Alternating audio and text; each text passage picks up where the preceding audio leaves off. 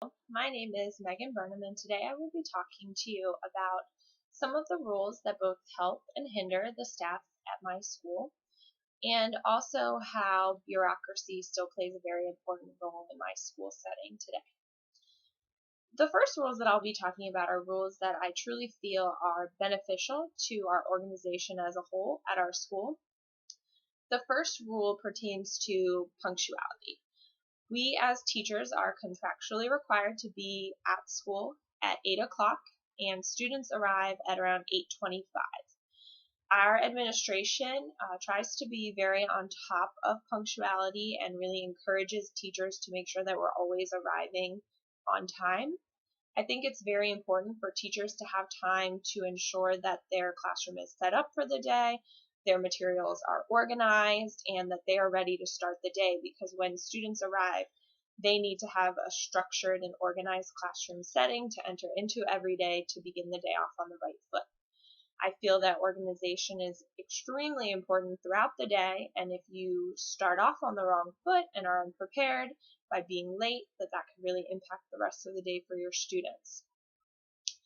A second rule that our school is very serious about is putting your grades into our online grading system on time. You are expected to put in your grades by Sunday every week, and you should have 2 grades per subject area. I teach at an elementary level school, and there's a report that's generated for our principal at midnight on Sunday, and it reports any teachers who have not put their grades in for that week, and an email is sent to them as well that they must get these grades in.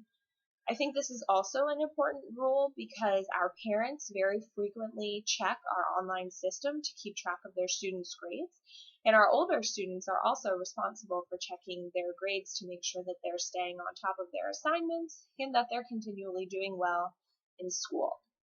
This, by keeping track and keeping grades in consistently, you'll always know if a student is beginning to struggle or if they need a little extra assistance with making sure that they're getting their assignments in on time.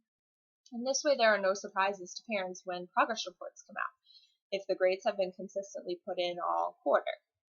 The third rule that I think is very important in our organization is responding to parents within 48 hours. If you receive any parent communication, whether it be a phone call or an email, we are expected to respond within 48 hours. And this helps to develop a sense of involvement from the parents, that if they have a concern or a question, it's quickly being handled by teachers, and it's making them feel like their voices are being heard. And I think developing relationships that are positive with parents are really important. And if you were to wait a significant amount of time, a parent might feel as if they're being ignored, and this can lead to contention in a relationship that otherwise would be very strong and is ultimately aimed at supporting the same person, their child, and your student. 3 rules that we have at our organization that I feel can sometimes be more of a hindrance than a help is blocked websites.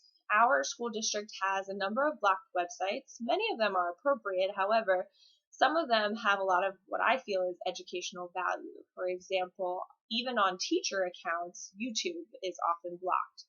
And there are a number of videos and presentations that can be found on YouTube that I feel are very beneficial for our students and often can't be found on other websites. So I agree with blocking it on student user accounts, but I do not agree that it should be blocked on teacher user accounts, as it can be very educationally beneficial. Also, we have a rule that's new this year that pertains to organizing our classroom libraries. With Maryland's adoption of the Common Core and with a new reading series that came out in our county this year, they have very specific ways on how our personal classroom libraries are to be organized. And we actually had our instructional director do a walkthrough and found citations of teachers because their books were not organized in literary text versus informational text, and then leveled according to the new standards for our classroom libraries. And I don't agree with this rule because, first of all, we purchase our classroom libraries. They are not purchased for us by the county. They're all texts that we have personally bought and brought into our classrooms to have as a resource for our students. So I feel that it's more appropriate to organize them by level as opposed to by type of text, and that way our students can be finding books that are appropriate to their reading level easily without having to ask assistance from the teacher. But this was a new rule that was brought up this school year, and concerns have been expressed about it by a number of our teachers. So we will see how the county and district level administrators respond to those concerns when they meet this summer. A third rule that is not actually a rule, our teachers union has made it a requirement that there be no restrictions on teacher dress code in the school setting. So there's actually a rule that there are no rules for teacher dress code, which I don't think is necessarily appropriate. I think that there should be a rule for teacher dress code, and I think that teachers should be expected to dress, as well as other staff members, dress professionally, as we are in an environment where we are working with children and should be dressed respectfully and professionally. I don't feel that teachers necessarily need to be in a dress or a suit every day. And I think that the level that you teach at will obviously impact what you're wearing to school. A high school teacher likely will be able to wear much different attire than a kindergarten teacher who spends a majority of time sitting on the floor or on the carpet with her students. But I do feel that there should be some sort of dress code highlighting what is and is not appropriate for teachers and staff members to wear.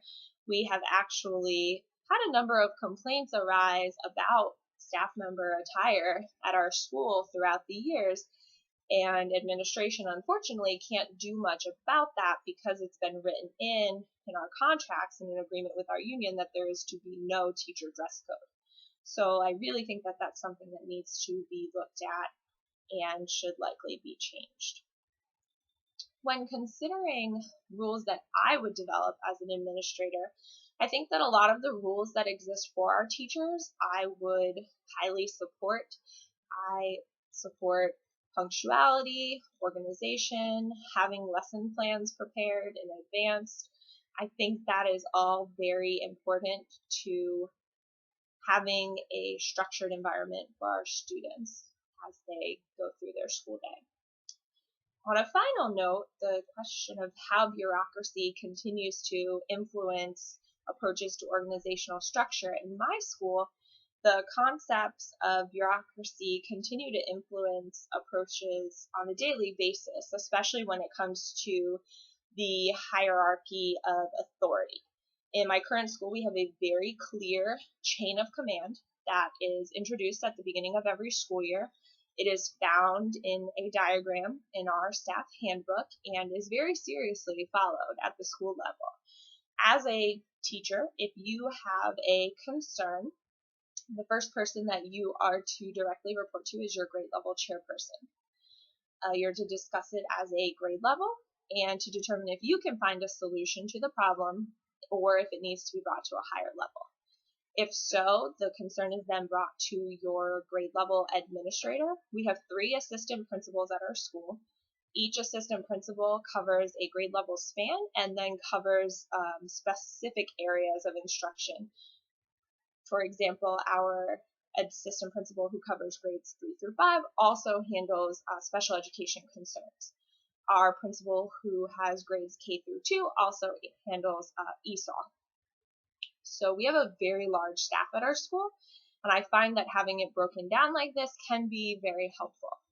If the assistant principal feels the concern is of very high regard, or if something cannot be handled at that level, the concern is then brought to our principal. I think that this structure is important at a school of our size. We have around 1,100 students and over 100 staff members, so it would be absolutely impossible for our principal to handle every concern that was brought up at every level. Whether it be a parent concern or a teacher concern, it's just not possible for them to oversee every issue of every person. And I think that the structure of command and chain of command also helps us to be try to be a little bit more problem solvers at our own grade levels and working together to find a solution before it's brought up to administration. So I think that this is bureaucracy has some positives and some negatives, and certainly the chain of command can be both. In this sense, I think it is a positive at my school, and I think that our administration works hard to also let all members, regardless of where they are on the chain of command, have a voice and have a say in many of the decisions that go on at our school. So thank you for viewing my presentation, and I hope you all have a nice